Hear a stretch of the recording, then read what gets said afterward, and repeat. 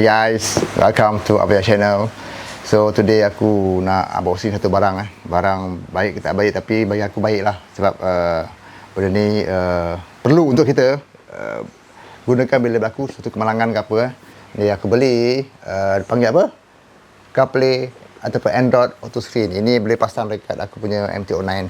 Aku punya MT-09 tadi dah beli dah masa tu kat Bike Empire. Bike Empire tu dah kong kali kong dah. So aku akan beli yang ni. So aku beli kat TikTok. Beli kat ni, harga dia pun murah, dapat kupon semua bagai semua. Daripada harga 300 lebih, dapatlah dalam 200. Voucher-voucher bagai. So benda ni sampai, aku akan pasang nantilah. Nanti aku tunjukkan dia punya feature dia kat sini So aku tunjuk dulu lah benda dalam ni. Seperti biasa, setiap pembelian akan disertakan dengan manual. So aku pakai manual, mula aku nak suruh kedai. Lepas tu aku tengok manual dia, boleh pasang, tak ada masalah, boleh pasang sendiri. Screen, tengok ni screen dia 6.5. Aku nak letak kat aku punya MT. Ni dia punya kabel-kabel semua. Aku cuba follow balik dia punya route. Dekat motor aku akan buka lah. Tak yang kedua dia beli. Dia asyik lalu dekat wall aku. Aku pun style tadi ada yang aku beli yang ada kamera. Dia ada kamera dengan tire pressure. Tu harga mahal sikit. Bukan.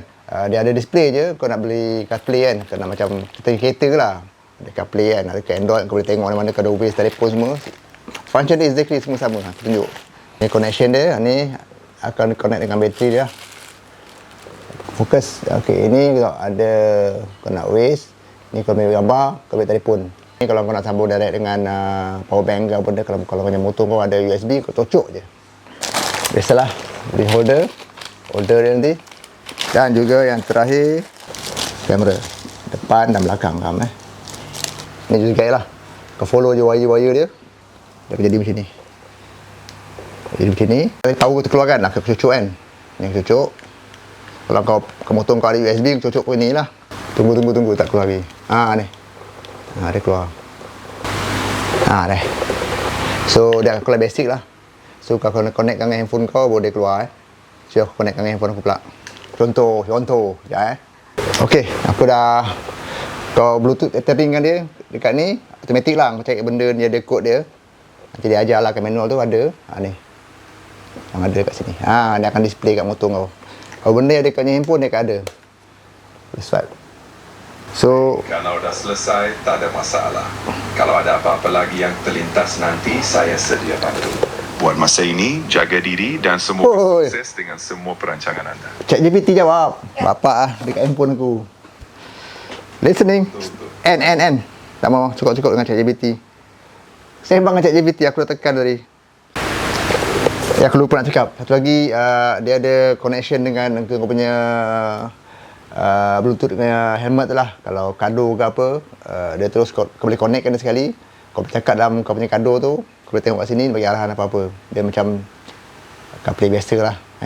Okey, tambahan je sikit je, tak apa Alright, cheers. Okay guys, aku dah sambungkan bawah ni. Yang kat sini. Aku pakai lah lama dia balik.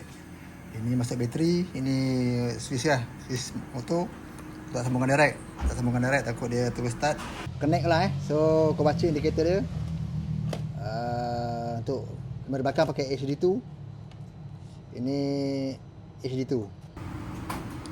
Kita on. So kita tengok sini. Hasilnya tengok. Jadi bye tengok. Sudah connect. So kita connect. Nampak dia. Dia punya widget dia. Ni bahagian depan dia. Feature ni apa yang ada dekat kau punya handphone dia ada lah. Tengok. Handphone aku ada ni kan. Dia akan follow ni lah. So aku tunjuk Ini kalau aku dah pasang kamera belakang ni tau. Di belakang. So dia tunjuk lah. Siap guys, pemasangan dia siap sudah. Tu dia. Tinggal nak bersih-bersihkan sikit lah. Aku buat Rafi je dulu. Yes.